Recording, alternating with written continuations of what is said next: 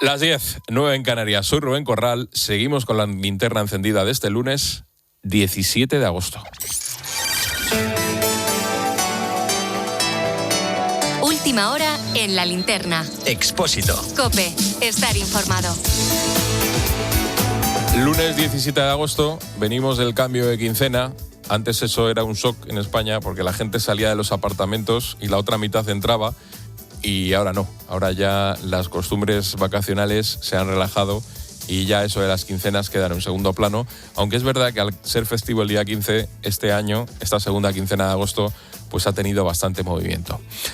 El caso es que hoy, 17 de agosto, han pasado 18 días desde los que los ceutíes perdieran su normalidad.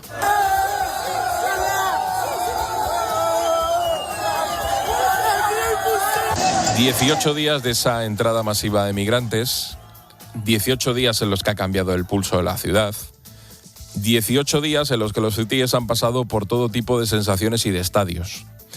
Han tenido miedo por no saber lo que estaba ocurriendo, han mostrado su solidaridad con los menores que deambulaban por la ciudad, han mostrado su preocupación por la inseguridad que les ocasionaba el descontrol, han tenido sus negocios cerrados varios días.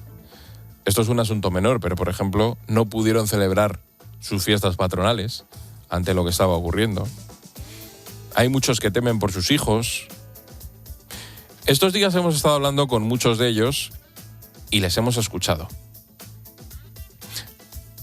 Te voy a hacer un pequeño resumen de lo que nos han dicho.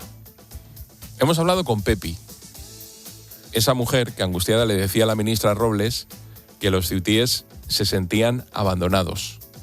Hablamos con ella aquí, en Herrera en COPE. Los compañeros que están desbordados, guardias de 24 horas, que no comen, que no duermen, las fuerzas de seguridad del Estado, por favor, que laboracen también, pero son humanos, ellos también se agotan y necesitamos ayuda, por favor, y que no caigamos en el olvido, porque esto está así, pero es que dentro de un mes no se va a solucionar, porque así es que ha sido gordísimo. El problema se cronifica, ¿eh? Dentro de un mes no se va a solucionar. Hemos escuchado a Hugo, el propietario de un restaurante allí en la ciudad autónoma. Y Hugo se emocionaba ante los micrófonos de COPE. Cuando ves tener que mandar a tus hijos a Málaga por la seguridad de tu familia, es grave. Grave y, bueno, pues te emociona porque lo estás sufriendo durante 5 días y ves cómo tu gobierno, tu país, tu rey, tu presidente te abandona. Hemos conocido las preocupaciones y el trabajo de las ONGs, como Luna Blanca, y lo hemos hecho gracias al testimonio de Halima Ahmed. La verdad que la ciudad hay cansancio y hasta el día de ayer por la tarde era un ambiente bastante tenso, pero esta mañana, al no haber tanta gente deambulando, pues se ve como mayor desasosiego por parte de la ciudadanía en general.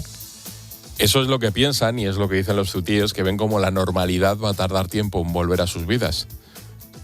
Aquí, afortunadamente, no le han tratado de colar eso de la nueva normalidad del COVID. El caso es que hoy hay 2 novedades relacionadas con Ceuta. Y no sé incluso si una es consecuencia de la otra. Lo primero que ha ocurrido es que el presidente ceutí, Juan Jesús Vivas, ha perdido el tono institucional que había tenido durante estos 18 días.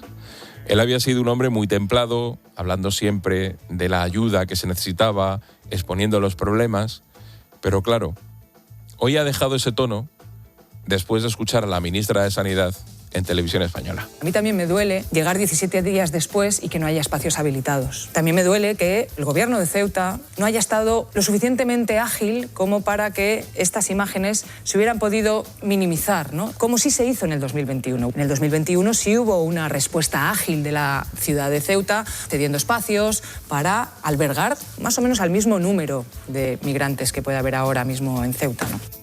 Por situarnos, de entrada, la gestión de la sanidad en la ciudad autónoma de Ceuta depende directamente del Gobierno de España. El Hospital de Ceuta lo gestiona el Ministerio de Sanidad, porque el Estado retuvo esa competencia precisamente para Ceuta y Melilla. Esa gestión es la que está siendo puesta en duda por los ceutíes, porque los ceutíes están viendo lo que ocurre allí. ellos hablan de colapso. La ministra dice que colapso no, que lo que hay es tensión. Y para tratar de explicar lo que ocurre, se despacha reprochando al gobierno de Ceuta, reprochando a Juan Jesús Vivas, no haber habilitado espacios seguros como se hizo en 2021 para acoger a los inmigrantes que llegaron. Una cosa, en 2021 llegaron al menos 13.000. Aquí entraron 80.000 que sepamos, porque el número no está claro. De hecho, Marlaska yo creo que todavía está con el ábaco contando, porque cada día dice una cifra.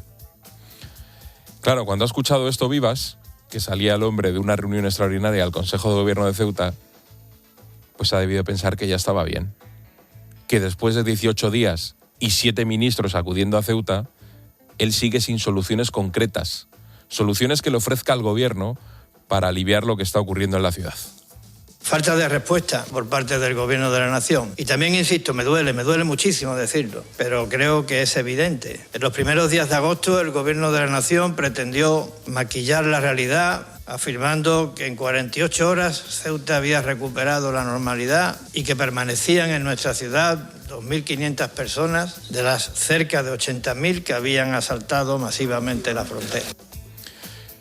Claro, con Vivas subiendo el tono ante los medios, llega la ministra El Masaiz para reunirse con él. Y aquí encontramos la segunda novedad del día. La ministra ha anunciado que va a habilitar de forma inmediata 4 nuevos espacios en Ceuta para acoger a 1.500 inmigrantes. Y digo yo, para anunciar esto hay que esperar 18 días. No viene denunciando el presidente de Ceuta, las ONGs, las asociaciones de vecinos, los ciudadanos ceutíes, los medios de comunicación. ¿No vienen denunciando que se necesita un espacio para los menores? ¿Esto se les ha ocurrido hoy en la reunión telemática que ha tenido el presidente del gobierno con 7 de sus ministros? No creo que se les haya ocurrido hoy. ¿No sabían que una ciudad como Ceuta, con la presión migratoria que tiene, expuesta a Marruecos, necesita estos espacios? Pues sí, lo sabían. De hecho, escucha a Marlaska hace unos días.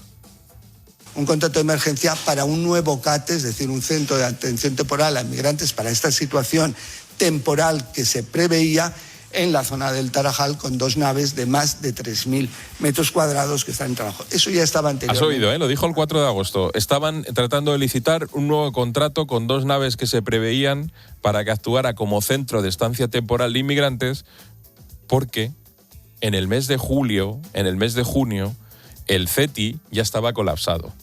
Las 512 plazas de las que dispone estaban ocupadas. Y he estado revisando en la fonoteca y, de hecho, en la semana del 27 de julio contamos que había 200 personas a las puertas del CETI. ¿Qué ha pasado con esas naves, con la licitación de esas naves? ¿Quién es el que ha decidido que no corría prisa a preparar esos lugares? ¿Por qué se retrasa? O sea, saberlo lo sabían. Alguien tuvo que pararlo. ¿De verdad han tardado 18 días en poner en marcha esto cuando estaba clara la situación? Por cierto, hasta ahora el único que ha dispuesto de espacios para migrantes ha sido el gobierno de Ceuta, que habilitó de urgencia 2 naves industriales para dar camas a las niñas y a las adolescentes que se encontraban en la ciudad. Hablamos de 200 plazas. Que me dirás, bueno, es un grano de arena ante la cifra de inmigrantes que siguen en Ceuta. Una cifra que, fíjate qué casualidad, la prensa marroquí, la afín al régimen, generalmente bien informada en estos asuntos, hoy situaba en cerca de 13.000 personas las que seguían en Ceuta. Nosotros seguimos contando que si 2.000, que si 4.000, que si 5.000. Bueno, pues la prensa marroquí dice 13.000 hoy. En definitiva, han pasado 18 días y la situación de emergencia en Ceuta se está cronificando. Y lo peor que puede pasar es que, además de eso, se politice. Y en ellos parece que están algunos.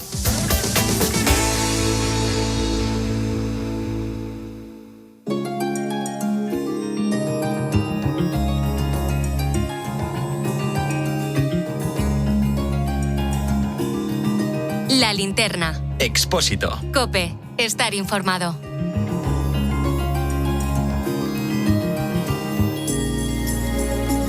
Tiempo de análisis y opinión esta noche en La Linterna con Diego Arrocho y Julio César Herrero. Diego, ¿qué tal? Buenas noches. ¿Qué tal, Rubén? ¿Cómo estás? Julio, buenas noches. ¿Qué tal? Muy buenas noches a los dos. Os pido un primer titular que tengo invitada y además vamos a hacer un ejercicio de eso que se hace ahora mucho en las redes. Dos noticias que se entienden mejor juntas. Bueno, pues vamos a ello. Diego.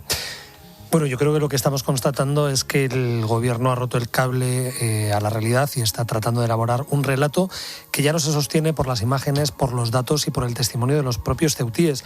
Han confiado, porque en demasiadas ocasiones creo que les ha salido bien ese intento de maquillar con buenas palabras y con un relato político los elementos que digamos que no les resultaban favorables, pero creo que la situación de Ceuta, a la vista de lo que estamos viendo y escuchando, resulta absolutamente insostenible y contrario al testimonio del gobierno.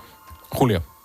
Y no solamente no son capaces de mantener el relato, sino que además hacen relatos que ni siquiera son paralelos, es que son contradictorios. Escuchamos por un lado a Marlaska contando que había previsión de montar una infraestructura y después encontramos a la ministra de Sanidad, que no es precisamente la que tiene el rebaño más tranquilo, responsabilizando al gobierno de Ceuta de la responsabilidad de tener espacios preparados. Pero no era Marlaska el que decía que los tenía que tener desde el ministerio. Pues sí, claro, porque las competencias en el caso de Ceuta tiene muy pocas competencias, por no decir ninguna, y todas las que se ven afectadas por esta crisis, todas, sin excepción, dependen de Madrid. Pues vamos a hablar precisamente de la situación sanitaria, que es una de las cuestiones que este fin de semana, desde ayer domingo, se viene arrastrando. La ministra de Sanidad visitaba Ceuta, visitaba el hospital que depende de ella. O sea, es un hospital que gestiona directamente el ministerio. Allí no hay ningún gobierno autónomo local que lo gestione. Y en los últimos días estábamos escuchando a los profesionales, a los médicos, hablar del colapso que había allí en ese hospital. Bueno, la ministra decía que no, que lo que había era una situación tensionada. Bueno, pues os voy a leer dos noticias de esta misma tarde que digo que se entienden mejor juntas. Teletipo de la agencia EFE. Sanidad asegura que Ceuta tiene los recursos necesarios para atender el aumento de demanda. Ceuta cuenta con los recursos necesarios y la crisis migratoria sigue sin repercutir en la atención sanitaria de los ceutíes. Teletipo de la agencia EFE de esta tarde. Detectados una decena de casos de sarna entre los militares desplazados a Ceuta. Alrededor de una docena de militares del contingente desplazado a Ceuta para apoyar a las fuerzas de seguridad han resultado contagiados de sarna. Digo que son dos noticias que se entienden bien juntas y vamos a preguntarle por estas cuestiones a Elizabeth Muñoz Vallejos, que es la secretaria general del sindicato SATSE de enfermería en Ceuta. Elizabeth, ¿qué tal? Buenas noches y muchas gracias por atender la llamada de La Linterna. Hola, buenas noches a vosotros por darnos voz, porque la verdad es que necesitamos que Ceuta se escuche por todos los rincones de España. ¿Cuál es la situación del hospital de Ceuta? ¿Cómo están trabajando los profesionales tanto del hospital como de los centros de salud? ¿Qué sabéis vosotros de primera mano? De primera mano te puedo decir que los profesionales están totalmente devastados. No pueden más. Se les ha pedido un sobreesfuerzo como profesionales sanitarios que son y que somos. Está claro que dan todo lo que pueden y más, poniendo por detrás hasta sus familias. Pero estas situaciones se pueden mantener durante el periodo crítico de los primeros días, hasta 3, 4 días, 5. Más allá de eso, hay que establecer un mando único, hay que hablar de soluciones de más larga duración y hay que contar con unos refuerzos que desgraciadamente Ceuta hace mucho tiempo que no tiene. Esto ha venido a ponerlo todavía más de manifiesto, pero desde luego la visita de la ministra ha indignado en sobremanera a todo el personal, desde el primero hasta el último, desde el hospital hasta los centros de salud. Nadie ha quedado satisfecho porque las declaraciones posteriores han sido básicamente negar la mayor y decir que todo está perfecto cuando desde luego no lo está. ¿El hospital está saturado o tensionado? ¿En número de pacientes? ¿Tiene el número de pacientes habitual? No, el hospital está saturado, está lleno, Lo que pasa es que es cierto que los días previos a la visita de la ministra, que ha venido ayer domingo, pues se produjeron muchas altas repentinas y vamos, yo el día de la visita, ayer domingo, a las 8 de la mañana me planté en el hospital porque ya me imaginaba que todo tenía que haber tenido algún cambio que yo quería constatar y que quería escuchar de primera mano por parte de los profesionales de la salud.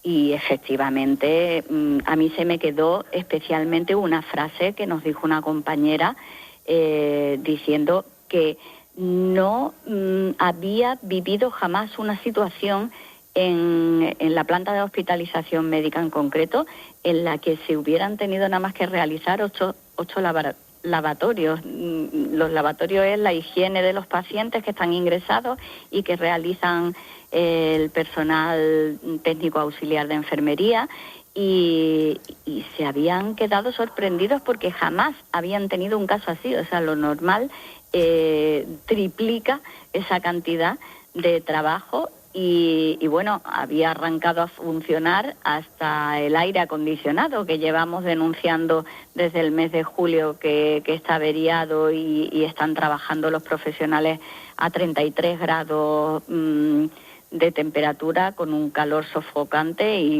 no se les había facilitado ni un abanico. La incorporación de esos 60 profesionales de refuerzo extraordinario de las que habla la ministra, ¿ha servido para algo? ¿Ha podido paliar algo? Si no hubieran llegado, la situación hubiera sido peor.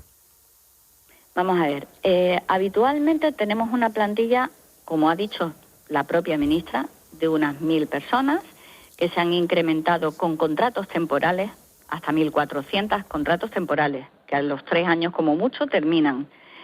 Y pese a eso, nosotros mantenemos continuamente que la situación es desbordante continuamente. La presión asistencial que soporta en términos generales las plantas de hospitalización, las urgencias, nunca casa con los datos estadísticos que nos dan desde el INGESA. Y en esta ocasión, que se aumenten 60 plazas o 60 personas para una crisis como la que hemos tenido, en la que el primer día se asistieron 500 personas en urgencias del hospital, no estoy hablando ni siquiera las de primaria, es que es inaudito, es que no hay quien se lo crea. Esto pasa como siempre, que las únicas personas que se creen estas cifras y estas cosas pues son ellos mismos, porque ni la población que lo ve, ni los profesionales que lo padecen. Elizabeth, me acompañan esta noche Diego Arrocho y Julio César Herrero y los dos quieren preguntarte, Diego. Señora Muñoz, muchísimas gracias por ponerle voz a quienes están siendo testigos y partícipes en esa primera línea asistencial. Me pregunto qué es lo que les dice en la distancia corta la ministra, porque el discurso oficial lo conocemos, la estamos viendo incluso opinar sobre cuestiones de la Comunidad de Madrid, ella no ceja en sus múltiples funciones, pero en la distancia corta, cuando ve a médicos, a enfermeras, auxiliares, personal sanitario que están padeciendo en primera persona esta situación de colapso o tensión, yo creo que el matiz semántico es ridículo, ¿ella qué les dice? ¿Cómo reacciona a ese testimonio, entiendo, de dolor y de desesperación, de devastación? ¿Hablaba usted? Bueno, lo primero es que no nos ha permitido mezclar la representación sindical con los propios trabajadores, con lo cual nosotros no hemos podido ser testigos directos de qué les han dicho los trabajadores a la ministra. Sí les puedo decir que por parte de la Junta de Personal es que no nos han dejado hablar. El presidente de la Junta de Personal tomó la palabra, empezó a hablar y cuando terminó de hablar, la ministra ya se le había agotado el tiempo y se tenía que ir a visitar el hospital y entonces pues nos intentó despedir rápidamente, apenas le arrancamos 10 minutos más de conversación, pero sobre todo fue negar la mayor en todo momento. En todo momento no se ha reconocido absolutamente nada, excepto la profesionalidad, faltaría más, de nuestros compañeros y compañeras. Eso, claro, vaya por delante.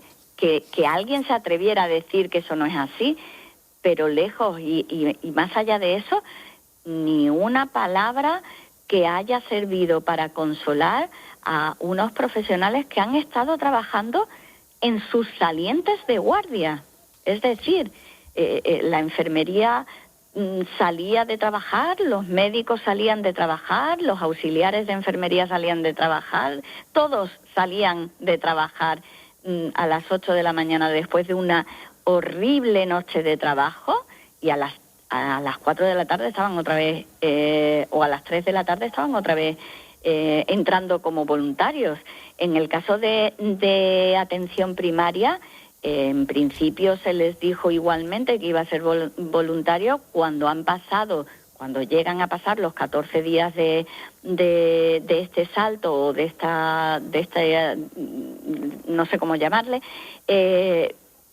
los profesionales empiezan a decir que están cansados, que no pueden más y que necesitan que se contrate gente y que no van a seguir haciendo el voluntariado que estaban haciendo. Y la contestación de la coordinación de enfermería es que eso es lo que hay, que son lentejas, que se han confundido, que no es que fuera voluntario, que voluntario era como se lo quisieran repartir, pero que hacerlo lo iban a tener que hacer igual. Por supuesto, nosotros esto lo hemos denunciado a Inspección del Trabajo hoy mismo, y aparte de haber hecho una denuncia de las temperaturas que se están soportando en el hospital, aparte del trabajo ingente, es el más mínimo interés, porque ya entendemos que explicaron que había que poner una pieza que era muy difícil de encontrar. Pero mientras tanto hay soluciones, hay pingüinos, hay ventiladores. Los ventiladores se pusieron el viernes cuando sabían que la ministra venía el domingo. Y esto lleva denunciado desde julio. La situación, desde luego, es dantesca. No, yo creo que los profesionales nunca pensaron después del COVID que iban a vivir algo así, con un abandono como el que hemos tenido. Nos sentimos abandonados. Elizabeth, Julio César quiere preguntar. Sí, Buenas noches, señora Muñoz. Buenas noches. Ha dicho, aparte del aire acondicionado, ha dicho que se habían producido altas repentinas, que no sé si médicamente estaban justificadas, y quisiera yo pensar que sí, que se trata simplemente de una coincidencia, pero bueno... Yo creo que eso es una pregunta que le tienen que hacer a la ministra, a los responsables de sanidad. Yo, desde luego, Usted no soy quien para cuestionar, porque el alta médica la tiene que dar un médico, pero creo que ahí pues habría que mirar, a ver... no sé, darle una vuelta a esto, porque es un poco extraño. Y ha llamado mucho la atención. De hecho, las compañeras y compañeros me decían, Elizabeth, habíamos pensado que estaban dando altas así tan rápido porque como estaba la amenaza de que iba a haber una nueva invasión a través de la frontera y demás, pues para dejar camas vacías para que se pudieran atender ahí. Pero es que eso no tenía tampoco sentido, porque se ha abierto el ala de emergencias de urgencias hace pocos días, y el ala está operativo, o sea que estaría disponible para caso de que hubiera una nueva entrada y pudieran ingresarse ahí.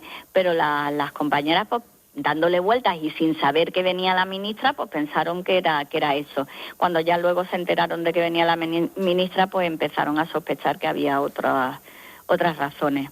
No es lo mismo enseñar un hospital atestado que un hospital vacío. Pues Elizabeth Muñoz Vallejo, secretaria general del Sindicato de Enfermería SATSE en Ceuta, muchísimas gracias por atender la llamada de La Linterna. Muchísimas gracias a ustedes por darnos voz, y de verdad que siga dándose voz a la situación que se está viviendo en esta ciudad. Muchas gracias. Gracias.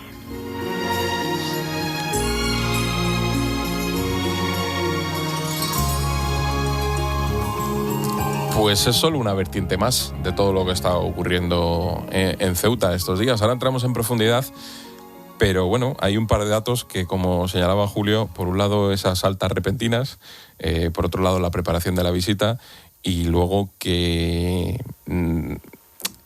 digan que la sanidad en Ceuta no está colapsada, sino que está tensionada.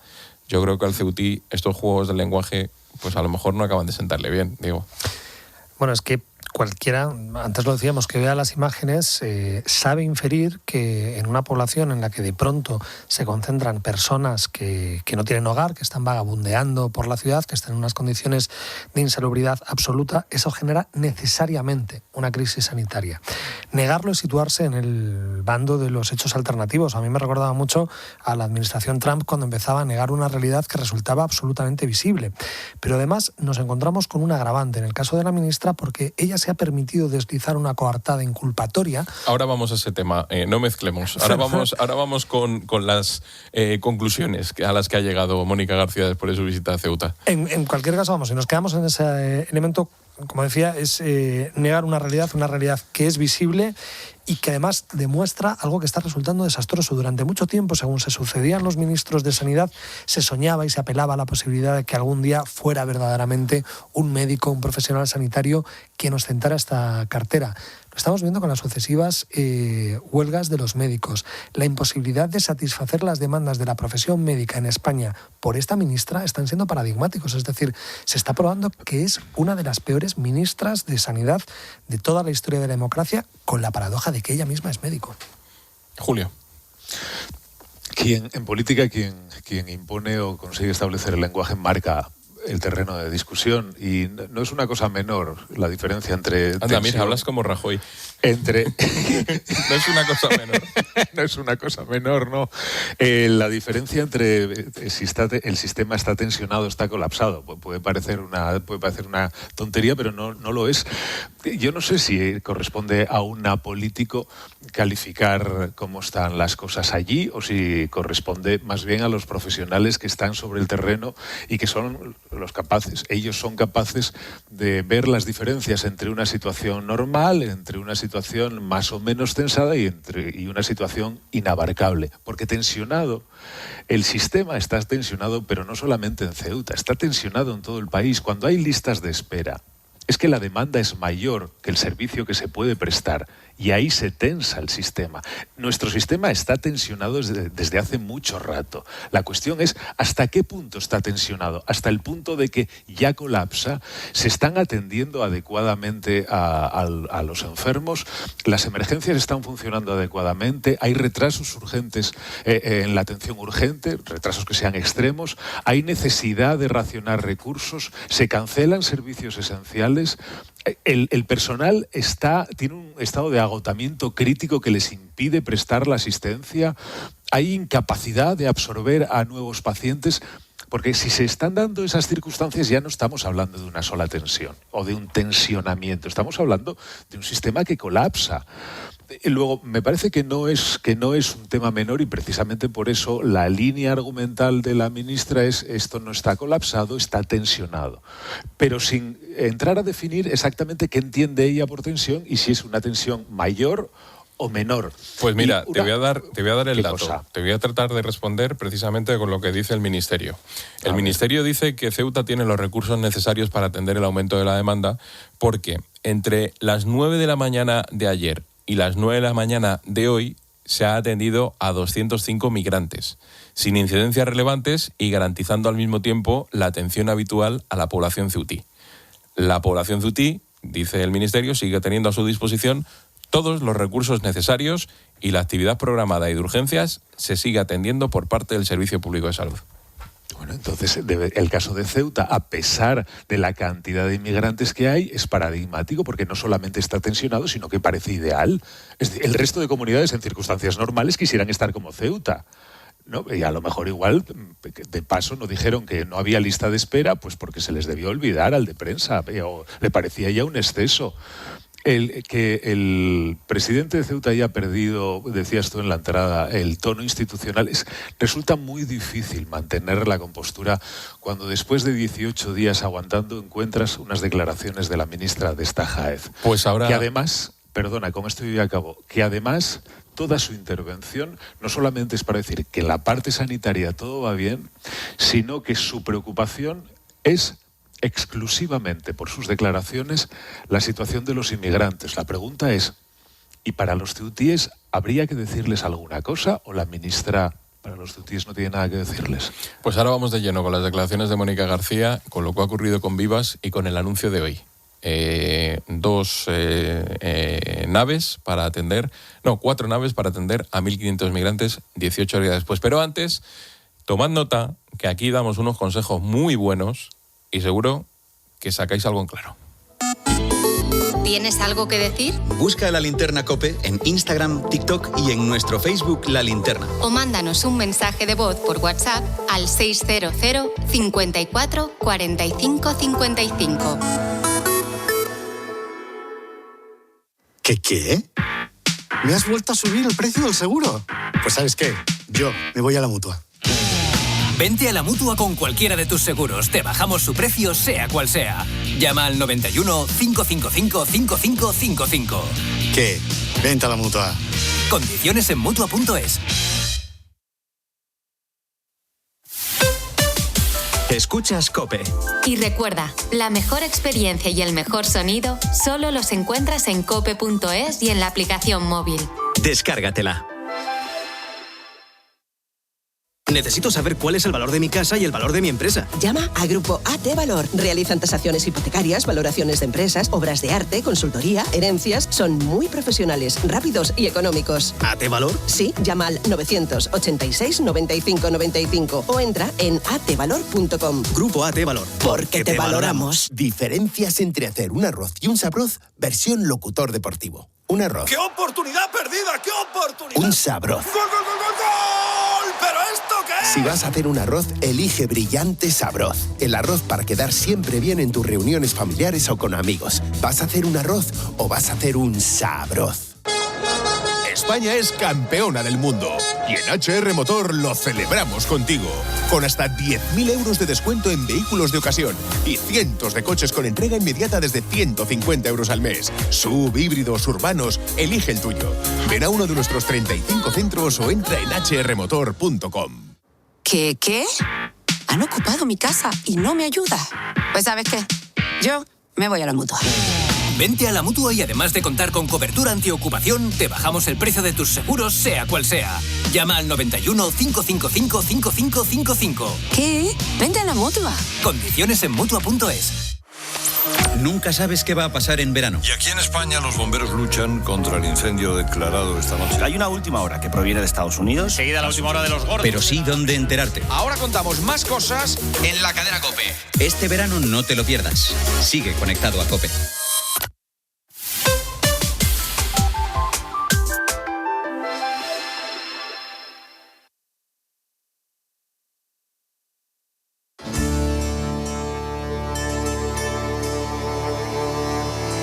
La Linterna. Expósito. COPE. Estar informado.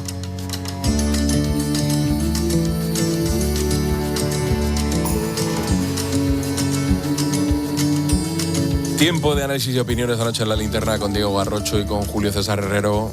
Y vamos a hablar ahora precisamente de la sucesión de acontecimientos que han ocurrido esta mañana y que yo creo que han elevado un punto la situación en Ceuta, porque ya estamos en el terreno de la politización.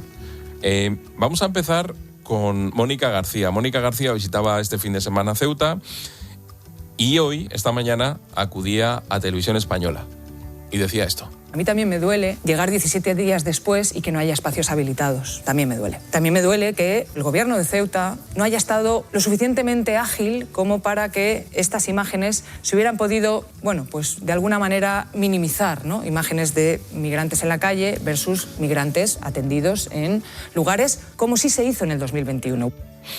El problema no es hacer las cosas o no hacerlas, sino que las imágenes no estén, que las imágenes no aparezcan. Claro, Vivas ha salido el hombre después del Consejo de Gobierno y esta ha sido su respuesta. La ministra de Sanidad tuvo en Ceuta un comportamiento que me parece absolutamente incorrecto, por calificarlo de una manera benevolente. La ministra de Sanidad no puede venir a Ceuta a dar lecciones de humanidad ni de solidaridad.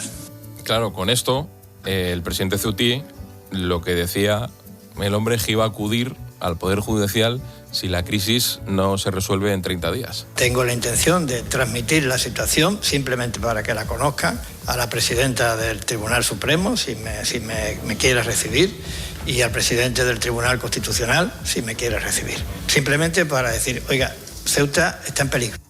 Bueno, Viva lo reconocía, simplemente para decir, porque ninguno puede hacer nada, salvo subir un punto la presión, que yo no sé si esto puede hacer algo, ¿no? Pero bueno, el caso es que para que nos hagamos todos una idea de cuál es la situación en Ceuta, esta tarde hemos escuchado aquí en COPE a Alejandro Ramírez, el vicepresidente primero del gobierno de la ciudad autónoma. Estamos en una situación límite porque en cualquier momento, cualquier actuación o cualquier hecho puede generar, como bien dices, un estallido, una situación muy difícil de controlar. Nosotros no paramos de reivindicar al gobierno que debe actuar, aún no tienen un plan concreto para cómo poder retornar a todas estas personas al territorio marroquí y creemos que eso es lo fundamental. Diego, pues empezamos por Mónica García y claro, es que Ceuta no tenía un plan para esto. Yo pondría algún matiz a la cuestión de politizar este debate. Yo creo que este debate debe politizarse porque es político y hay que buscar responsables políticos. Y hay que ir al origen de todo lo que ha ocurrido. Y lo que ocurrió fue que entre 70 u 80.000 personas, la cifra sigue bailando y puede que crezca, irrumpieron en el territorio español de manera irregular.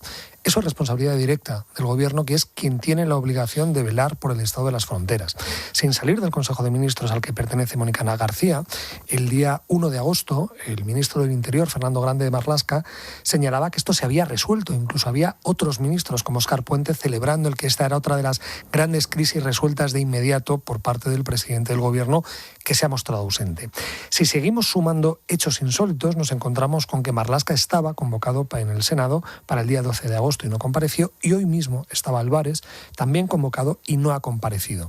Ese es el Consejo de Ministros al que pertenece Mónica García y ese es el ejercicio de disuasión o de negación de la responsabilidad que ellos mismos tienen sobre unos hechos que comenzaron negando, que ya son absolutamente evidentes y que lo que tratan ahora es de deslizarlo al gobierno ceutí. Y de nuevo hay dos posibilidades: creer a los políticos o creer a las personas que están sobre el terreno. Yo creo que el valor del testimonio que hemos tenido hoy de Elizabeth Muñoz, por ejemplo, es muy elocuente sobre cuál es la realidad de los ceutíes. Julio. Bueno, dice la ministra que a ella le duele no sé qué. La pregunta es si es relevante lo que le duele a la ministra o no. A mí, desde luego, no me lo parece. Además, se contradicen en unos argumentarios que deberían estar coordinados, yo creo, porque es que si no, estos montan un Cristo en el gobierno que para que las prisas. Resulta que Marlaska hace unos días dice que tenían previsto construir unas naves o qué sé yo. ¿Quieres que le escuchemos? ¿Quieres que escuchemos a Marlaska? Sí, quiero. Sí, bueno, vamos a ver. Mira, Antonio, es N. Marlaska Vallado. Tíralo. Lo hemos escuchado a las 10 de la noche. Y es un testimonio del día 4 de agosto.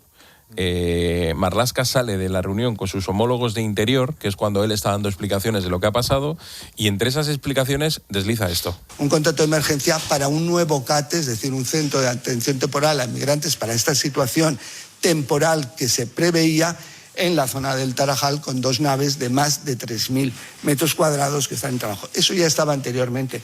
También estaban anteriormente... Una situación que se preveía. O sea, que ya alguien lo tenía claro en el ministerio que esto podía ocurrir en algún momento. Menos mal que así de rondón, pues aunque no se den cuenta, imagino, pues van deslizando a algunas palabras que te permiten encajar todas las cosas. Primero, que se preveía. Después, que además tenían intención de montar otro CAT, y resulta que días después la ministra de Sanidad echa en cara al presidente de Ceuta que no tuviera esos espacios que ya el ministro tenía pensado construir porque se preveía que podía ocurrir alguna cosa. Lo menos que podrían hacer es, pues antes de salir, coordinarse entre los jefes de gabinete o quienes preparen los argumentarios de los ministerios, por lo menos para dar una sola versión. Y si son 2, por lo menos que no se contradigan. Claro, las declaraciones de Mónica García hablando o culpando, porque yo creo que cuando estabas diciendo politizar, que decía Diego, hombre, esto es una cuestión política. Sí, yo creo que el sentido de politizar era el de rentabilizar políticamente, que esto es mezquino. Sí, o incluso bajar al barro. Lo que pasa es que no he querido. Bueno, y es ella la que abre hoy la espita, porque hasta ahora a mí no me consta que haya habido ningún tipo de declaración con ganas de sacarle rédito político a esta crisis. Y mira que el presidente de Ceuta seguramente que la tentación la podría tener sobre todo porque está en una situación, y entiéndase lo que voy a decir, está en una situación privilegiada para poder hacerlo. Porque a diferencia de otras crisis de otro tipo en otras comunidades, en el caso de Ceuta no tiene competencias. Por lo tanto, si no tiene competencias, no se pueden pedir responsabilidades. Inmigración, extranjería, fronteras, devoluciones, todo eso es del Estado. Pero es que sanidad también es del Estado, por medio de Ingesa. Es decir, no tiene nada. Así que, precisamente, al que no tiene nada, hay una ministra que se permite 18 días después y con la que tiene montada echarle en cara que debería tener espacios. Bueno, lo que tiene el presidente de Ceuta, que está buscando recursos debajo de las piedras porque a esa gente hay que darle de comer. Y entonces, a través de distintas ONGs, a través de los recursos que tiene la ciudad autónoma, la cuestión social, los servicios sociales, es lo que está intentando. Porque, claro, es que empezamos ya, si vamos al origen, como decía antes Diego, es que el 27 de julio, o sea, el asalto se produce el día 30 de julio. El 27 de julio hemos escuchado aquí, en COPE, a Vivas, decir que llama al gobierno, que intenta hablar con los ministerios y que les dice que va a venir algo que no sé si vamos a poder controlar. O sea, falta de previsión del presidente de Ceuta cuando es el primero que avisa, pues hombre, no. Es que ahí estás apuntando a otro de los elementos que yo creo que son muy elocuentes, cuando no muy delatores, que es la actitud del gobierno con respecto a Marruecos. Pensar que una monarquía de inspiración totalitaria, o por lo menos autoritaria, como es la marroquí, puede ser un socio leal, es bastante ingenuo. Después de lo que hemos estado viendo en estos días, no es que sea ingenuo, sino que resulta absolutamente inverosímil. Y yo creo que toda la ciudadanía está obligada, está compelida a preguntarse por qué el gobierno insiste en reforzar que Marruecos ha operado de una manera absolutamente ejemplar, que es un socio ejemplar y que cabe confiar o seguir confiando en Marruecos. Yo creo que sigue habiendo un punto negro, la política y además los cambios, los bandazos que ha venido dando de manera insólita este gobierno con la cuestión saharaui, también vuelven a demostrar el que hay algo, hay una novedad, hay algún elemento que determina nuestra posición con respecto al régimen de Marruecos, y que esto se podía saber. Bueno, hemos visto incluso a Margarita Robles tratando de lavarle la cara al CNI y decir que, bueno, pues que existía efectivamente una cierta información que permitía él prever el que esto iba a ocurrir. No sé yo si bandazos o sometimiento, porque cuando tomaron la decisión el gobierno de entregar la autonomía, que no de momento la soberanía, del Sáhara a Marruecos, la decisión fue unilateral, sin hablar con la oposición, sin discutirlo en el Congreso de los Diputados. Ignoro si hablaron con alguien y no trascendió, pero no parece. Y no solamente... Ese solamente es un hecho, pero no es el único. El cambio de política en las relaciones con Marruecos, ese solamente es un gesto, y no es un gesto insignificante, sino que se ha venido...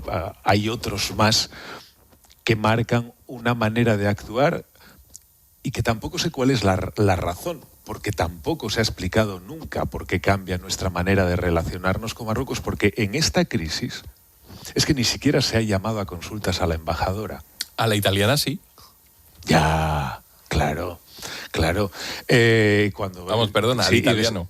Exacto, y después que hacen o deciden responder, dicen ellos, de forma proporcional, haciendo exactamente lo mismo que vienen cuestionando, que no deja de tener su gracia.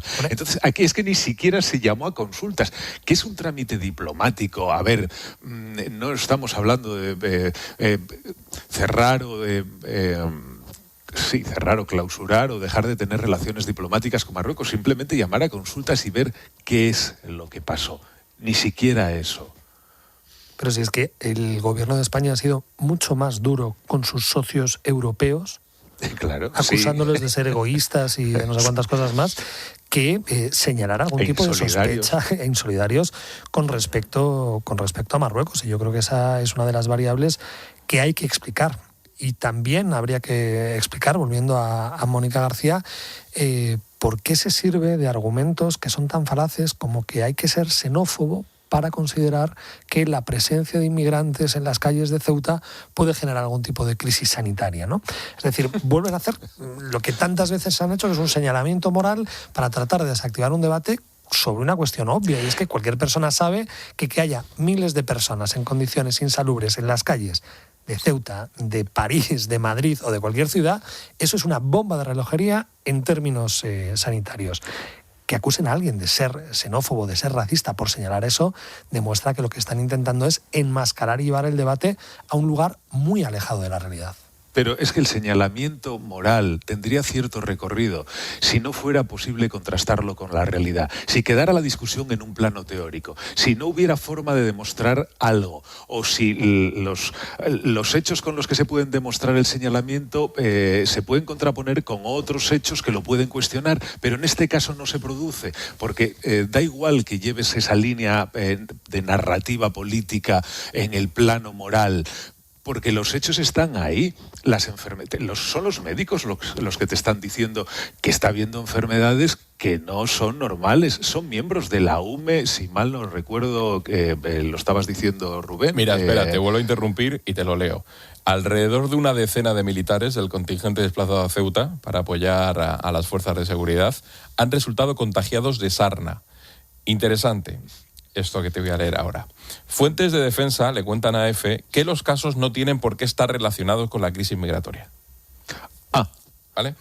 Por su parte, la Unión de Militares de Tropa ha hecho un comunicado diciendo que el brote afecta al menos a 14 militares de la misma compañía del grupo de regulares de Ceuta. Claro, según esta asociación, el origen del contagio apunta directamente a las condiciones en las que fue alojado el personal el pasado sábado 15 de agosto en la antigua batería de Costa K8, unas dependencias que habitualmente están en desuso, que no tienen un mantenimiento higiénico y... Claro, no tiene nada que ver como lo del aire acondicionado que aparece en el hospital, no tiene que ver con la presencia de la ministra, las altas repentinas tampoco tiene que ver, simplemente es otra coincidencia, todos son coincidencias. ¿Casualidad o causalidad? A ver, cuando va en contra del gobierno no hay una relación causal, son simplemente casualidades que se producen. A ver, se producen todas prácticamente a la vez y en los mismos días y en la misma circunstancia. Bueno, pues muy bien, si así entiende el gobierno el concepto de casualidad, pues genial. Bueno, y todo esto con un presidente del gobierno en bañador. Sin piernas. Bueno, lo de las piernas parece que sí estaban y que no se había tocado la foto. Pero de nuevo, ¿no? Esto nos devuelve una imagen que, así fuera por un elemento de responsabilidad y de acoger sobre los hombros propios y el prestar la cara, el presidente debería haber comparecido. Y hay que exigir que comparezca, como se ha exigido que comparezcan en el Senado distintos ministros, y yo creo que también hay que extraer conclusiones que apuntan directamente a la situación de Pedro Sánchez. Independientemente de cuál sea el motivo por el que no está dando la cara y por el que no está acompañando, él mismo no está en Ceuta, la variable de que impidiera también al rey no acudir a Ceuta es muy relevante. Es que esta crisis está empañando de manera definitiva uno de los últimos créditos que conservaba Pedro Sánchez, que era su imagen o su pretendida imagen en el contexto internacional. Desde Moncloa, con muchísima insistencia, siempre se ha subrayado la percepción que se tiene en el extranjero de Pedro Sánchez, una percepción también variable para cualquier persona que se asome a la prensa internacional. Pero creo que esta crisis está demostrando que esa fuerza que en principio ha exhibido, y eso sí hay que concedérselo en cuestiones como por ejemplo la guerra de Israel y Palestina, creo que aquí se está empañando. Y esto era algo que también muchos diplomáticos venían advirtiendo, que el peso de Pedro Sánchez en la escena internacional es mucho menor de lo que creemos, que sus lastres son determinantes y que la pérdida de influencia, por ejemplo, en Latinoamérica de España en los últimos años ha sido determinante, y la debilidad que está demostrando con Marruecos yo creo que empaña de una manera muy definitiva ese protagonismo internacional que pretendía vender. Sí, pero cuando el primer ministro de Israel hace algo que es cuestionable y Donald Trump le da las palmas, Pedro Sánchez planta cara a Donald Trump. Cuando es la monarquía marroquí quien hace algo cuestionable y Donald Trump da palmas al monarca, aquí el presidente del gobierno no dice nada, no planta cara ni al monarca marroquí ni al presidente de los Estados Unidos. Bueno. Hay que preguntarse por qué. Es obligatorio. Y el problema es que solo contamos con conjeturas, pero ahí tiene que haber un elemento explicativo que dé cuenta de por qué el gobierno de España está rendido ante los intereses de Marruecos de una manera tan sumisa y tan irresponsable. Hablando del gobierno de España, ¿vosotros entendéis que tarde más de un mes en acudir no solo el presidente, sino los ministros al Congreso a dar explicaciones? Lo que hemos sabido esta tarde es que Elma Sainz, Mónica García y Sira Rego van a comparecer en el Congreso el próximo 27 de agosto. Lo van a hacer a iniciativa propia, ¿eh? O sea, van porque ellas quieren. Bueno, porque saben que si no se van a exigir, claro. Entiéndase la ironía. ¿No creéis que haya pasado un mes sin que nadie... Porque sí, han ido 7 ministros a Ceuta, pero realmente hoy estaba haciendo un listado de las medidas que ha tomado el gobierno para solucionar la crisis y tenemos la instalación de boyas, que es una barrera, hace una frontera para evitar la sentencia del Supremo que decía que... Tiene que haber una barrera física. Bueno, pues eso es lo que han instalado. Han mandado a 20 agentes para agilizar los trámites de repatriación, agentes de la Brigada de Extranjería. Claro, allí hay no sabemos cuántos migrantes que están pidiendo y solicitando asilo y con sus expedientes. Han mandado, he visto, 45 miembros de antidisturbios para reforzar la zona.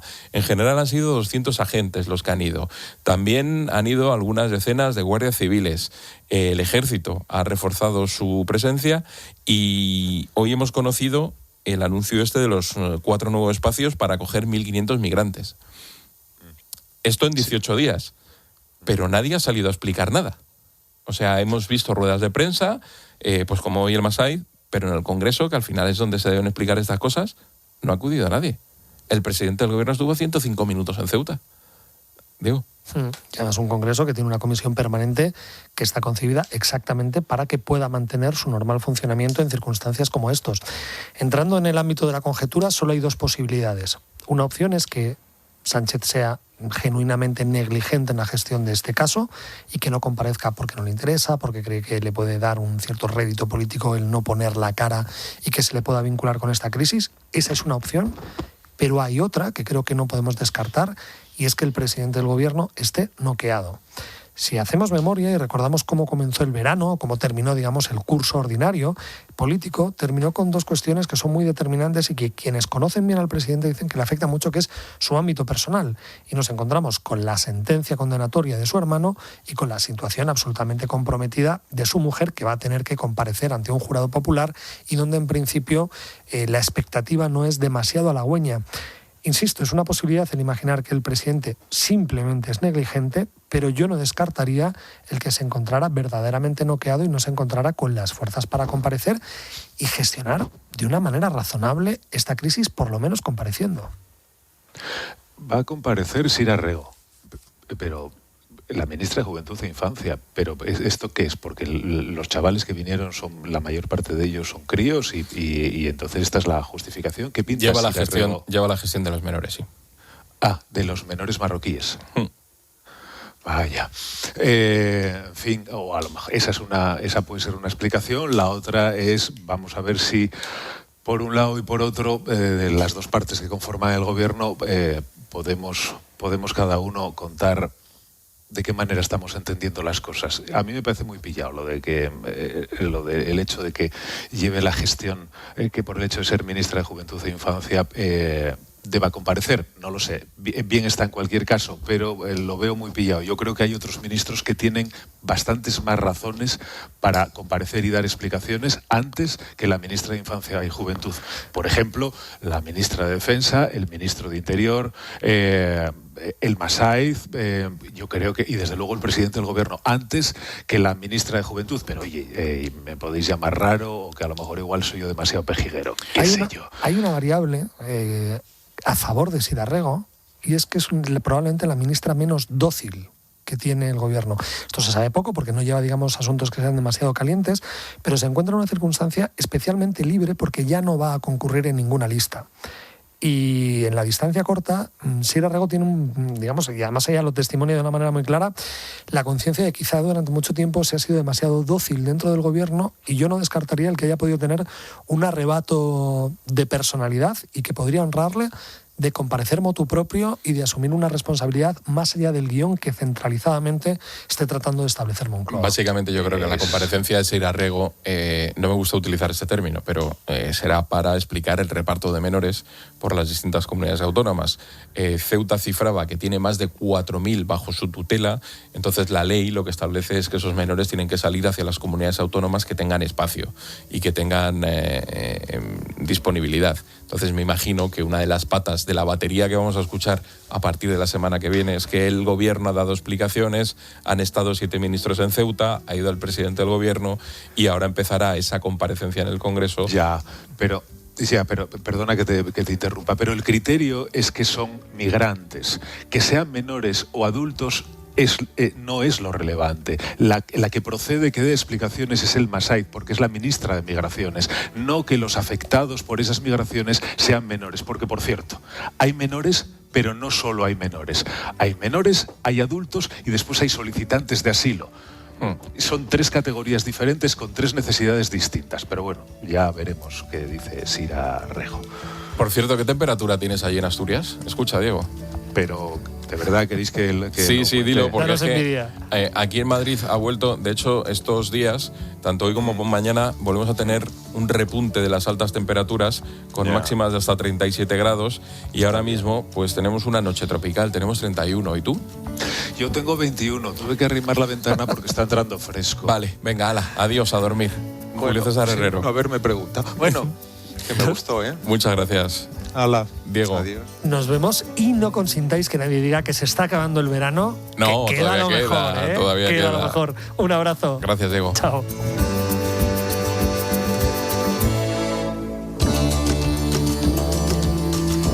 La linterna. Expósito. COPE. Estar informado. Si es noticia, está en Mediodía COPE. Nosotros estamos en una gasolinera por esa subida fundamentalmente de los carburantes. Este verano sigue conectado a Mediodía COPE de lunes a viernes desde la 1. Mira, estoy rodeada de decenas de compañeros periodistas de seguridad por todas partes, un helicóptero. Y a partir del 31 de agosto, te esperamos en una nueva temporada juntos con Pilar García de la Granja. Buenas noches. En el sorteo del cupón diario celebrado hoy, el número premiado ha sido 65.256, 65256, serie 20020. Consulta si has resultado ganador a tu vendedor en juegos11.es o a través de la aplicación Mi Vendedor 11. Recuerda que mañana, como cada martes, tienes un bote millonario en el sorteo de Eurojackpot de la 11. 11. Bien jugado. Escuchas La Linterna. Y recuerda, la mejor experiencia y el mejor sonido solo los encuentras en cope.es y en la aplicación móvil. Descárgatela.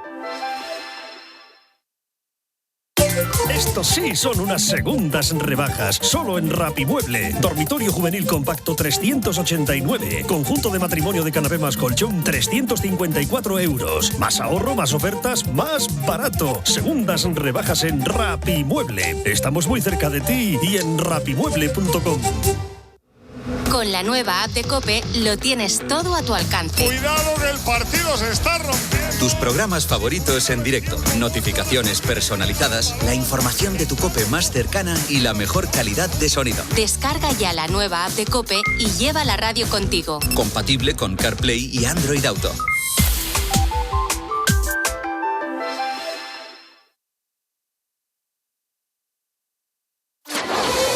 Línea editorial. Cadena COPE.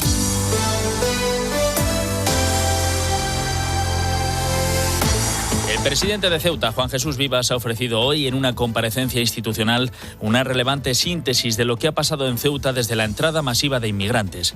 Tras un Consejo de Gobierno extraordinario, Vivas, que ha mantenido a lo largo de estos días la dignidad de las instituciones del Estado, ha denunciado que el gobierno de Pedro Sánchez ha tratado de maquillar la realidad cuando insiste en que la ciudad ha recuperado la normalidad mientras siguen sin identificarse las personas que entraron en Ceuta y permanecen en la ciudad. El presidente de Ceuta ha pedido al gobierno que concrete qué medidas va a adoptar para garantizar la seguridad y el blindaje de la frontera, así como para resolver la crisis humanitaria e iniciar la vuelta a la normalidad de esa localidad española. Juan Jesús Vivas ha sido quien ha recibido tanto al presidente del gobierno como a los ministros que se han sucedido en sus visitas a Ceuta. Nadie le puede acusar de no tener una voluntad de colaborar con el Ejecutivo Nacional. Pero la situación límite que vive la ciudad autónoma de Ceuta está haciendo que su presidente eleve el tono de voz ante lo que representa una dejadez orgánica por parte del Gobierno de España. Un gobierno que se ve superado tanto en lo referido al papel de Marruecos en esta crisis como a los efectos en la desatención de quienes han entrado en Ceuta. Es necesario que se acabe cuanto antes la situación de inseguridad, de impotencia y de abandono que viven muchos ciudadanos ceutíes. El coste de reputación exterior que está teniendo esta crisis para España es difícilmente cuantificable.